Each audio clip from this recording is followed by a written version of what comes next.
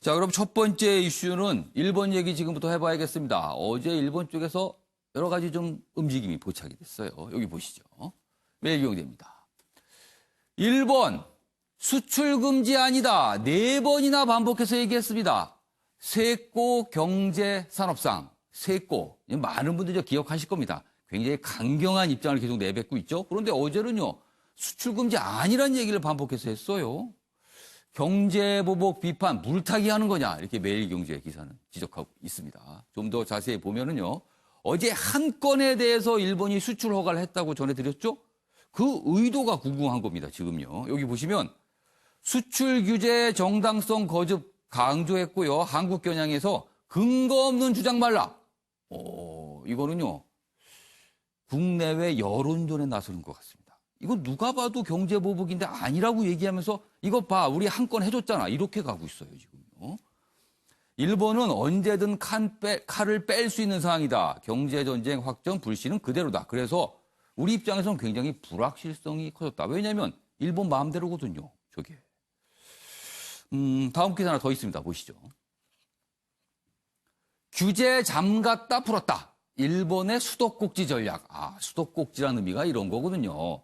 마음 먹으면은 좀 풀어주고 다시 마음 먹으면 다시 잠그고.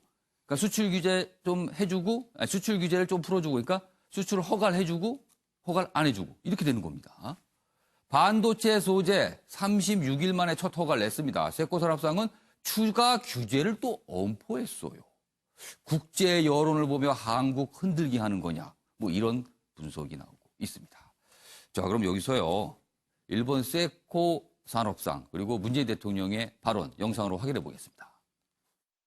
厳正な審査を経まして、安全保障上懸念がない取引であるということが確認できた最初の案件につきまして、すでに輸出適切事例が出てくればですね、当該品目について個別許可申請の対象に追加することも含めてですね。 일본이 일방적인 무역 조치로 얻는 이익이 무엇인지 잘 모르겠습니다. 결국은 일본 자신을 포함한 모두가 피해자가 되는 성자 없는 게임입니다. 결국 일본은 국제사회에서 신뢰를 잃게 될 것입니다. 일본은 부당한 수출 규제 조치를 하루속히 철회해야 할 것입니다.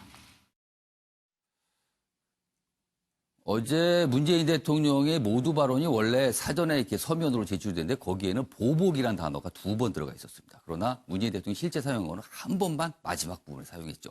그만큼 뭔가 지금 청와대도 수위 조절을 하고 있다는 그런 분위기가 감지되고 있습니다. 자, 윤경호 의원님, 수도꼭지 전략이라는 표현이 등장했어요. 틀었다 잠갔다 한다는 거죠. 우리로서는 언제 잠글지 언제 틀지 모르서 불확실성한데 일본의 노림수는 뭘까요? 두 가지겠죠. 대외적인 알림 이게 하나 있을 거고요. 그건 뭐 지금 이상원 앵커도 얘기했듯이 전면적인 수출 금지가 아니다. 왜냐하면 WTO에 가서 우리가 공박을 제소를 했고 또 이미 WTO 이사회에서 양측 대표 간에 서로 논쟁을 벌이지 않았습니까? 차별적인 무역 조치를 취하지 말라. 기본적인 정신인데 이거에 대해서 지금 반하는 일본의 조치이기 때문에 그런 대외적인 노림수가 하나 있을 거고요. 또 하나는 이 해당 업체 신S 케미칼이라는 흔히 말하는 이 극자외선 포토레지스트 만드는 그러니까 반도체 지금 삼성전자가 쓰고 있는 반도체 소재죠. 핵심 부품인데요. 기사에도 나와 있습니다만 이 업체의 생산량의 절반이 삼성전자에 수출이 되고 있어요. 그러니까 그 해당 업체는 일본 기업은 이게 사활이 걸려 있는 거죠.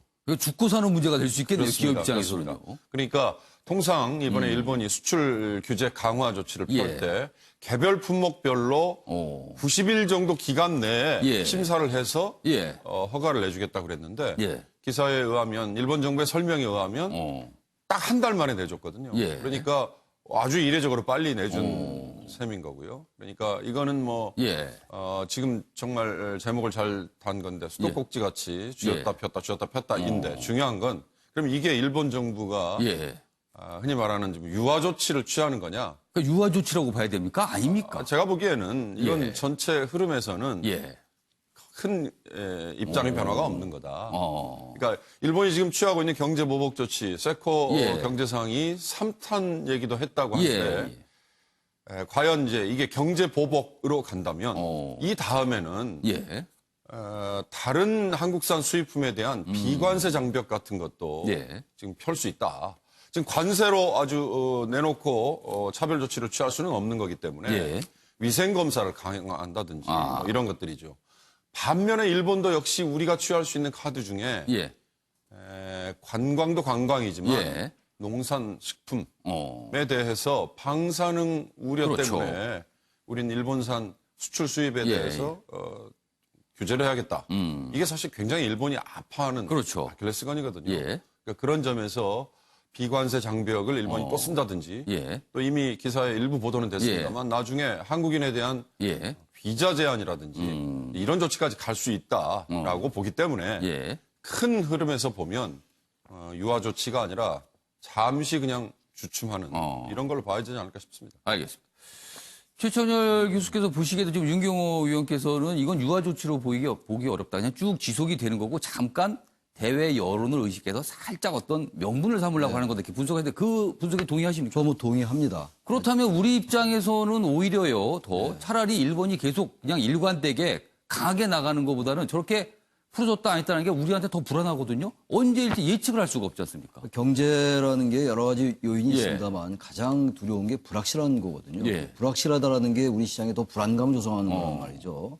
그러한 부분들 때문에 저렇게 유화적인 제스처를 취하면 국내 여론도 또 약간 요동칠 수가 있어요. 우리가 어떤 조치를 취하고 맞대응을 한 데 있어가지고 다시 비판 여론이 일 수가 있기 때문에 저런 부분이 우리가 더 대처하기가 대단히 까다로운 면이 있는 겁니다. 아무래도 참여 선거가 끝나고 약간의 조정 국면이 있을 거다라고 제가 말씀드린 적이 있는데 많은 사람도 뭐 그렇게 예측을 했는데 그런 것들이 일환이긴 합니다만 지금 말씀처럼 삼성이 지금 가지고 있는 그 부품 이제 확보해 놓은 그 재고 이런 것들도 파악했으면 하고요. 또 하나 문제가 삼성에서 어떤 반도체가 미국에 수출돼서 그걸 가지고 미국이 또 물건을 만들잖아요. 그렇습니다. 상품을. 그렇다면 미국 기업도 상당히 타격을 받는 거거든요. 아마 그런 것도 좀 고려했을 것 같기도 해요. 그러니까 아까 말씀하신 것처럼 이제 그 기업이 일본 기업이 한 50%가 대한 수출인데 그 일본 기업에 대한 일본 기업이 일본 정부에 내뱉고 있는 불만을 해소하는 것도 하나 있고 미국을 좀 의식하는 것도 하고 미국이 뭐 중재를 안 하고 있습니다만 어쨌든 미국도 일본의 그러한 조치에 대해서 뭔가 어떤 개입하려 하는 게 분명히 보이잖아요. 그래가지고 미국도 의식했을 것 같기도 하고 일본 국내 기업도 의식했을 것 같기도 하고 또 하나 문제는 우리나라 기업이 어느 정도 확보해 놓고 있다면 굳이 이거를 계속 강경하게 하는 것보다 이렇게 약간 풀어주는 것 같으면서 어떤 그 국제 여론의 비난을 피할 수도 있고 명분도 축적하면서 또 한편도 그런 얘기를 했잖아요. 이게 유화 조치라고 우리가 해석할 수 있지만 한 단계에서는 그러나 분명한 거는 상황에 따라서 더 규제를 할 수 있다 이런 얘기를 했어요. 세코 산업 경제상이 그렇기 때문에 이거는 큰 흐름에서 볼 때는 아주 작은 제스처에 불과하다. 그러면 한마디로 보면 여기 뭐 표현대로 수도꼭지 전략 또는 물타기 뭐 이렇게 좀 이해할 수 있는 상황이기도 합니다. 자, 이런 모습을 보이고는 일본, 우리도 뭔가 지금 움직이고 있어요. 지금부터 그 얘기 좀 해보겠습니다. 기사 여기 있습니다. 여기 보시면 일단 첫 번째 기사 봐주시죠. 일본은요, 내년 도쿄올림픽, 2020년 도쿄올림픽입니다. 지금 일본이 가장 민감하게 생각하는 게 바로 방사능입니다. 도쿄올림픽을 앞두고요, 해외에서 일본에 옛날에 원전 사고 났지 않아? 그러면은 원전 깨끗한 거야? 안전한 거야? 이 얘기를 질문하거든요. 그런데 우리가 지금 이 지점을 파고드는 모양새가 좀 있습니다. 여기 보시면 기사가 나와 있습니다. 수입 석탄재 전수조사한다. 여기서 말하는 석탄재는 일본에서 우리에게 오는 석탄재입니다. 석탄재는요, 화력발전소에서 유연탄을 쓰고 남은 재가 남거든요. 그 재를 말합니다. 이게 시멘트 생산할 때 이게 필요하다군요. 하군요. 자, 수입 석탄재 전수조사. 정부 첫 대일 반격 카드를 꺼냈다. 이달부터 방사능 등 직접 측정하겠다. 깐깐하게 들여다보겠다는 거예요. 방사능 섞여 있는지 없는지. 그런데요, 우리가 쓰고 있는 이 석탄재의 99%가 일본산, 사실상 일본을 겨냥한 거예요. 자, 그러면 일본 입장에서는 뭐야, 보복을 하는 건가? 맞보복인가? 이렇게 얘기할 거 아닙니까? 우리 환경부가 그거에 대해서 답을 했습니다. 여기 있습니다. 보시죠. 환경부는 이번 조치가 무역 갈등과는 별개라며 말을 아꼈다. 많이 들었던 얘기 같죠? 일본도 이런 비슷한 얘기 했어요. 경제 보복하면서 그거 상관없다. 그런 거 하고 보복 아니다. 그런데 환경부 관계자는요. 이번 조치는 석탄재 폐기물에 대한 방사능, 중금속 위험 우려 여론을 반영한 것으로 일본에 대한 무역 제재 의도는 아니다. 이렇게 딱 잘라 얘기했습니다. 우리 제재하는 거 아니야. 위험해서 그러는 거야. 강수일까요? 관련 기사 더 있습니다. 보시죠. 이쪽입니다. 역시 같은 내용 전하고 있습니다. 일본산 석탄재 수입 때 방사능 검사 기준 강화한다. 방사능 이 얘기 지금 일본 굉장히 민감하게 반응할 수도 있습니다. 정부 사실상 대일 규제책이다. 시멘트 필수 원료, 업계는 긴장하고 있다. 그리고 일본에서 생산되는 석탄재의 아주 상당 부분은 다 우리가 사가지고 않으면 또 사갈 때가 마땅치 않답니다. 그러니까 이 부분도 일본이 어떤 반응이 있을 것 같아요. 자, 이런 상황에서 관련 기사 또 있는데 보시죠. 역시 방사능 얘기입니다. 청와대 일본 방사능 오염수 방류 대응 방안 검토. 지금 일본이요. 엄청나게 양의 방사능에 오염된 이 물을 갖고 있거든요. 근데 이거를 바다에 버리려고 한답니다. 여기 보시면 국민 안전과 직결된 거다. 상황 관리 필요하다. 일본 정부 관련 정보 제공 요청 거부했다. 여기 보시면 일본 정부가 후쿠시마 제1원전에 있는 방사성 오염수 100만여 톤을 태평양에 방류하는 방안을 추진 중인 것으로 지금 알려져 있죠. 그러자 우리 정부가 이거 문제 있는데 이거 문제 삼겠어. 이렇게 나가는 겁니다. 어떻게 보면 이것도 뭔가 대응일 수가 있어요. 자, 김건학 교수님. 네. 어떻게 생각하십니까? 이 방사능 부분을 우리가 약간 좀 문제 삼고 있는 건데요. 그러니까 우리 한국의 반격 카드는 이미 반격은 진행되고 있어요. 예. 그 처음에 시작은 예. 사실은 국민들의 불매 운동으로 시작된 거죠. 예. 그런데 이제 정부 차원에서 일종의 이제 반격 카드로서는 처음으로 나온 것인데 이거는 어떻게 보면 반격 카드가 돼서는 안 되는 거죠. 그러니까 진작에 했었어야 되는. 사실 어떻게 보면 안전과 관련된 그렇죠. 있잖아요. 우리 국민의 안전과 관련된 예. 거기 때문에 환경부에서 진즉에 이것을 먼저 전수조사를 하고 그 수치를 계산해서 했었어야 되는 건데 예. 이걸 반격 카드로 한다. 좀 아쉬운 부분이 그러니까 있어요. 환경부 입장도 그래. 이거 무역 제재 절대 아니고 이거 안전 문제입니다. 이렇게 설명을 했어요. 그러니까 그거는 논리적으로 저는 맞다고 생각해요. 근데 예. 시점이 이러니까 반격 카드의 모양이 돼 버렸는데 예. 저는 이 부분이 사실은 일본이 가장 아프다는 측면이 있어요. 왜냐하면 일본에서 외교의 예. 실패 중에 가장 크게 꼽고 있는 것이 후쿠시마 농산물 수출이 WTO에서 부정당한 거거든요. 그리고 우리가 이겼죠. 그렇죠. 우리가 이겼죠. 예. 이런 부분이 이 방사능과 연동이 돼가지고 자꾸 확산이 되면 그것의 어떤 여행이라든가 도쿄올림픽이라든가 등등의 아주 부정적 영향이 가기 때문에 예. 사실 이런 방사능 수치와 연동된 어떤 수출, 수입 이런 문제는 일본이 취약한 부분 중에 하나다라고 우리가 얘기할 수 있는 거죠. 이수희 변호사. 이 방사능 얘기 사실 일본 굉장히 민감하게 반응하거든요. 그럼 우리가 이런 조치 이거 분명히 오늘 내일 해서 주말 동안에 일본에 굉장히 많이 알려질 텐데 일본 여론이 또 반응을 볼지 모르겠어요. 어떻게. 그러니까 저는 처음에 이제 예. 그 청와대에서 뭐 예. 죽창관이 뭐 의병이니 예, 예. 이런 모습을 처음부터 보여가지고 좀 예. 신뢰를 많이 잃었죠. 그 예. 대일 제재가 별로 없는 거 아니냐 정책이. 근데 이런 식의 방식, 이런 방식으로 처음부터 좀 했더라면 이성적인 대응으로 봤더라면은 어땠을까 하는 좀 아쉬움이 있네요. 근데 지금 보면은 뭐 폐기물인 이 석탄재 수입 자체가 예. 일본 경제에 뭐 어떤 파장을 일으키겠습니까? 예. 일본의 조치에 대해서 우리 경제는 예, 지금 예. 큰 영향을 받지만 하지만 이제 말씀하신 대로 방사능이라고 예. 하는 아주 뜨거운 감자를 지금 올려놓은 올림픽을 거죠. 앞두고 있는 일본이에요. 예, 지금. 예. 그래서 저는 이거는 적절한 거는 같은데 예. 일본에서 이제 보면 도쿄올림픽에서 선수촌에 그 선수들한테 제공하는 음식도 예. 후쿠시마 그 연안에서 나오는 음식 그 수산물이나 뭐 쌀이 뭐 쌀 얘기도 있고 예, 그렇군요. 그걸 제공하겠다 뭐 예. 이렇게 이제 그 보도가 되더라고요. 예. 여기에 대해서 이제 일부 국가에서도 예. 그 걱정들을 하는 목소리가 좀 나오고 하니까 예. 결국 이 이제 한일 이 경제보복 문제는 예. 다른 나라 제3의 나라들의 협조를 받아야만 되는 거고요. 그래서 외교전이라는 얘기도 많이 예. 하지만 그래서 이 문제가 좀 더 부각이 됐으면 하고 예. 이게 그러니까 이 지금 일본의 경제 보복에 대한 예. 대응책뿐만이 아니라 예. 이 지금 오염수 방류 같은 경우에는 예. 이런 문제가 없었다 하더라도 예. 이거는 문제 제기를 그렇죠. 하고 정보를 달라고 요구할 아니 수 있는 태평양이 거죠. 무슨 일본 앞바다가 아니잖아요. 그렇죠. 우리는 또 모든 바로 나라가 옆에 관련돼 있어요. 네, 지금. 그리고 우리는 또 바로 옆에 있고. 예. 그리고 이전에 그 냉각시키느라고 뿌렸던 물을 방류를 했는데 1년 후에 다시 돌아왔다는 거 아니에요. 그런 것들 해서 저는 뭐 이런 거는 이 경제 보복하고 상관없이 예. 이 이슈화가 필요한 문제라고 생각이 듭니다. 그래서 예. 또 하나는 그 8.15 지금 경축사가 예. 남아 있는데 이게 큰 변곡점이 될 수 있다고 생각이 듭니다. 그러니까 예. 아주 좋은 기회인데 예. 이 경축사를 청와대에서 예. 또 앞에 뭐 축창과 뭐 배 예. 12척 이런 식이 아니라 정말 일본과의 미래지향적인 예. 그런 또 이성적이고 합리적인 예. 방안을 제시하는 그런 경축사가 될 수 있었으면 좋겠습니다.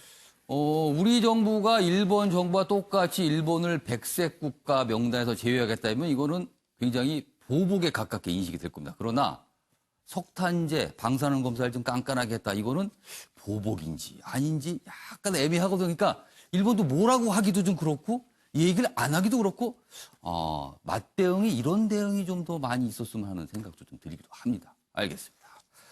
자, 이번엔 사회 분야 기사로 넘어가겠는데요. 일본 한일 갈등과 관련돼서 국내에서 나타나고 있는 모습인데요. 일단 화면 좀 봐주시죠. 여기 보시면 주옥순 엄마부대 대표. 최근에 약간 여러 가지 얘기가 있었죠. 어제 기자회견을 했습니다. 기자회견을 했는데 그 기자회견 과정에 또 다른 모습도 있었거든요. 여기 보시면 일단 이렇습니다. 구 일본 대사관 앞 기자회견. 문재인 대통령 일본에 사과하고 하야해야. 굉장히 과격한 주장이에요. 난 친일파냐 일본과 등치면 안보 위협이다. 이렇게 얘기를 했습니다. 다음 화면 봐주시죠. 그리고요. 자유한국당 국민고발인 뭐 천여 명, 주 대표와 엄마 부대 16명을 국보법상 반국가단체 구성, 뭐 형법상 여적 혐의로 검찰에 고발. 뭐 이건 그제 사항이고요. 다음 화면 또 있습니다.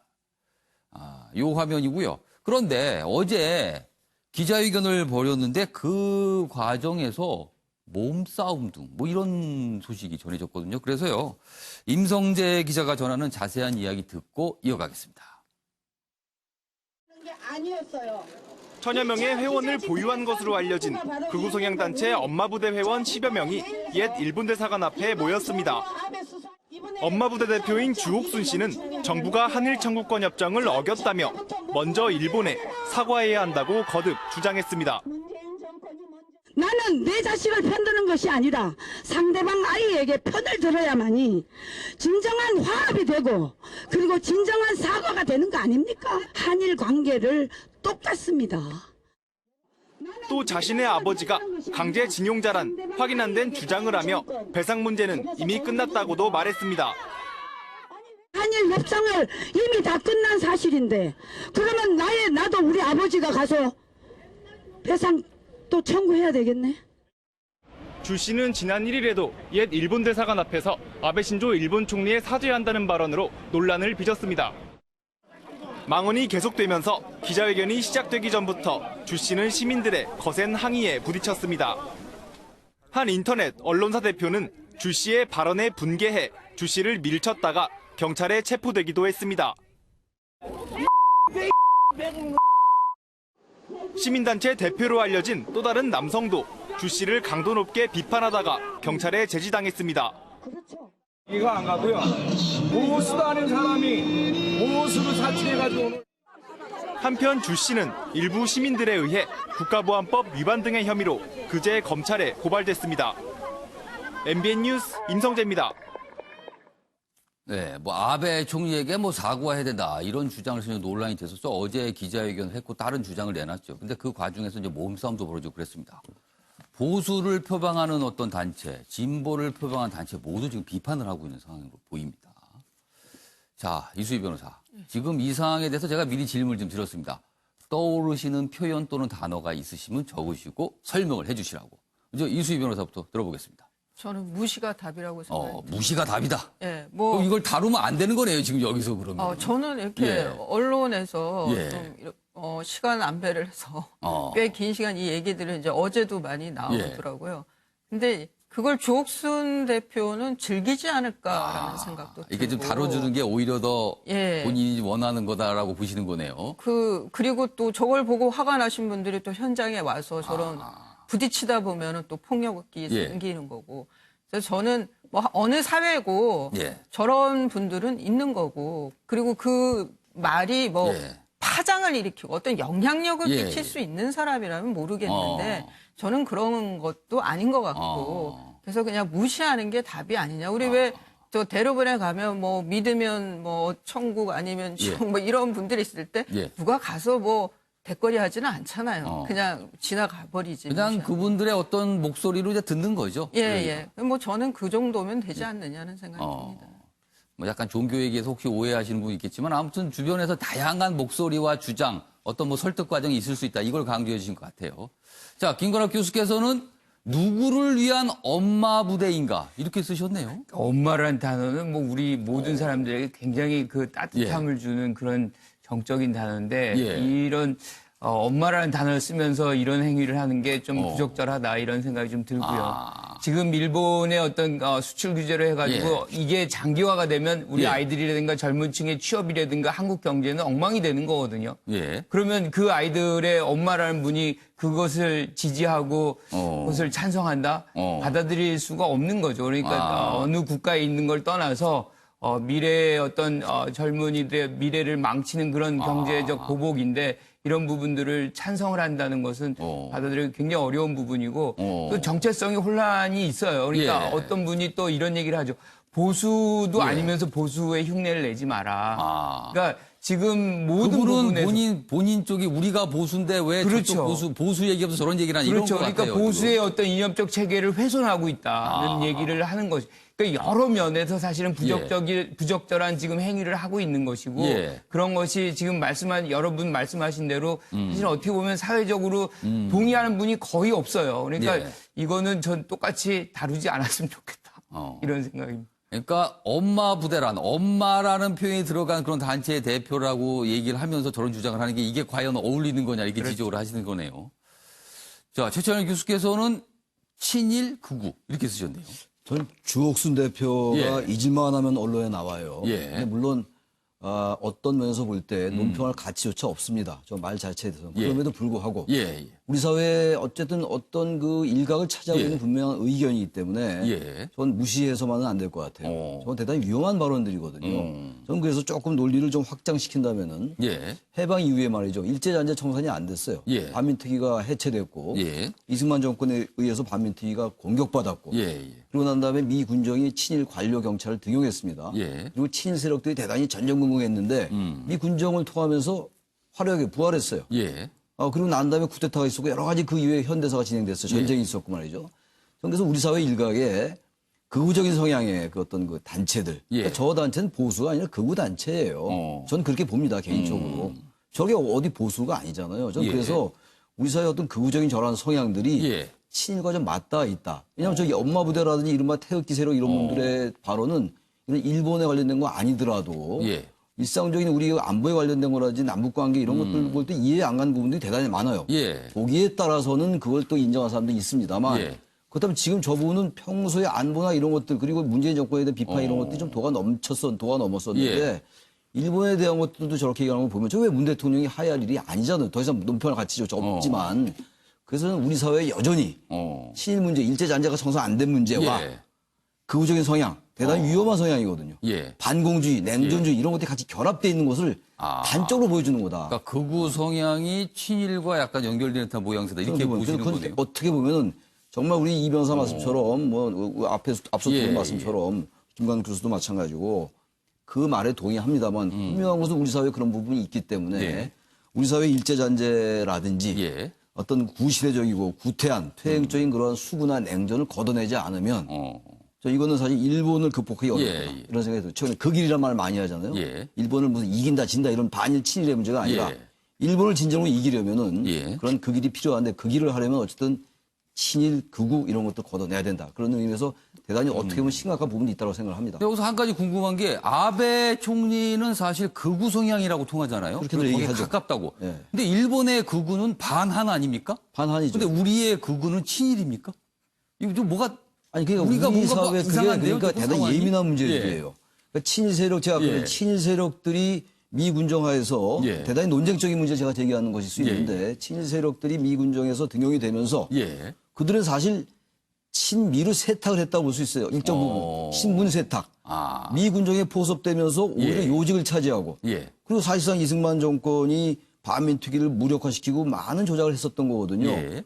그렇다면 그런 것들이 저는 그리고 나서 전쟁이 있었어요. 예. 전쟁이 냉전 이데올로기를 부추겼고 예. 5.16 쿠데타가 있었고 쭉 연결이 된 부분이 있기 때문에 아. 어쨌든 우리 사회 단지 경제보복 차원은 별개의 문제입니다만 예. 그런 부분들과 연결돼 있기 때문에 저런 발언이 나오는 겁니다. 저는 그래서 그걸 완전히 별개로 볼 건 아니다라고. 그러니까 일본의 극우와 우리의 극우는 약간 좀 다른 모습이 있을 수 있다는 있습니다만 어떤 극우라는 건 어떤 지나치게 예. 어떤 그 자기 국가에 대한 국수주의적인 것 그리고 남을 인종차별하는 예, 것 예. 이런 것들이 극우 아니에요. 우익이라고 얘기하는 예. 그런 것들이거든요. 알겠습니다. 그런 부분이 드러난다 이런 생각이 들어요. 아, 그다음에 윤경호 논설위원께서는 뭐 말을 쓰신 게 아니라 그냥 점점점을 쓰셨네요. 이거 할 말이 없다 뭐 이런 뜻인 것 같기도 하네요. 예, 이수희 변호사의 말씀 중에 뭐 이미 다 녹아 예. 있는데 저는 얘기하는 것 자체가 예. 그럴 만한 가치가 없는 것 같다. 어. 언론에서 더 이상 다루는 것도 제가 보기에는 의미가 없는 것 같다. 아. 그러니까 대개의 경우에 영어로 예. 얘기하면 노이즈 마케팅이라고 하지 않습니까? 예. 노이즈 마케팅은 어떤 목적이 있어야 되거든요. 예. 무슨 뭐 본인이 이 소수의 예. 상황이기 때문에 예. 그럴 수밖에 없는 뭐 주장을 펼쳐서 주목을 끌어야 된다든지 예. 아니면 뭐 여건이 도저히 안 되기 때문이라든지. 근데 예. 제가 보기에는 이분들은 정말 맹목적인 것 같아요. 아. 그렇다면 이수희 변호사가 무시라는 표현을 하셔서 예. 저는 우리가 지금 이 다루는 것 자체도 저는 뭐 굳이 이렇게 왜 그런지 이유를 좀 네. 알아보려고 할 필요도 없다고 보시는 거네요. 저는 그렇게 생각합니다. 아, 오늘 보니까 뭐 무시가 답이다 하고 점점점 두 분이 말씀하셨고 두 분은 그래도 좀 뭔가 이유가 있고 좀 들여다볼 필요가 있다. 요거 좀 위험하지 않겠느냐 이렇게 좀 보시고 그렇습니다. 또 다리도 이렇게 양쪽 끝에 앉으시고 가운데 앉으시고 그러셨네요. 오늘 답변. 알겠습니다. 뭐 두 분이 뭐 더 이상 다루는 게 적절하지 않겠다 이렇게 하니까 이 정도로 마무리하겠습니다.